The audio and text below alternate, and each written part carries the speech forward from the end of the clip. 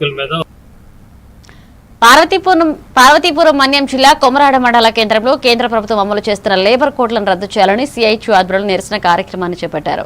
ఇక junior college centre వద్ద జరిగిన ఈ ఆందోళనలో సిఐటియు జిల్లా కమిటీ సభ్యుడు కొల్లి సాంబమూర్తి మాట్లాడుతూ కార్మిక హక్కులను కాపాడాలని డిమాండ్ చేశారు.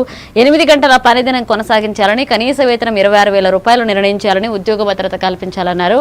కార్మిక వ్యతిరేక విధానాలు కొనసాగితే రాష్ట్ర వ్యాప్తంగా ఉద్యమాన్ని ఉధృతం చేస్తామని హెచ్చరించారు. ఈరోజు 5 రాష్ట్రాలు కలిసి ఇక్కడ నిరసన కార్యక్రమం చేయడం జరిగింది. దీనికి సంబంధించి కేంద్రంలో నరేంద్ర మోడీ గారు ఈరోజు 5 రాష్ట్రాల్లో ఎన్నికలు అయిపోయిన నేపథ్యంలో ఈరోజు 4 లేబర్ కోడ్లు తెచ్చారు. అసలు ఏప్రిల్ నుండి అమలు చేయవలసిన లేబర్ కోడ్లు కొంత అట్టిపెట్టి నుంచి ఈరోజు నిన్న మొత్తం ఆమోదించారు. ఈ 4 లేబర్ కోడ్లు ఆమోదించడం వల్ల రైతాంగానికి కానీ కార్మికులకు కానీ తీవ్రమైన నష్టం జరిగే పరిస్థితి ఉంది. ఇలాంటి సందర్భంలో నరేంద్ర మోడీ గారు కేంద్రంలో వచ్చిన తర్వాత అందరిపైన దాడి జరిగే పరిస్థితులకు అనుకూలంగా చట్టాలు తెచ్చి ఈరోజు కార్మికుల జీవితాలతో ఆడుకోవడం తగదని చెప్పి సందర్భంగా తెలియజేస్తాను.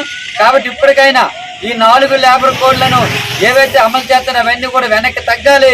భవిష్యత్తులో కార్మికులకి కనీస వేతనం ఇవ్వాలి, ఉద్యోగ భద్రత కల్పించాలి, పని గంటలు ఏవైతే 12 గంటలు తగ్గించాలి.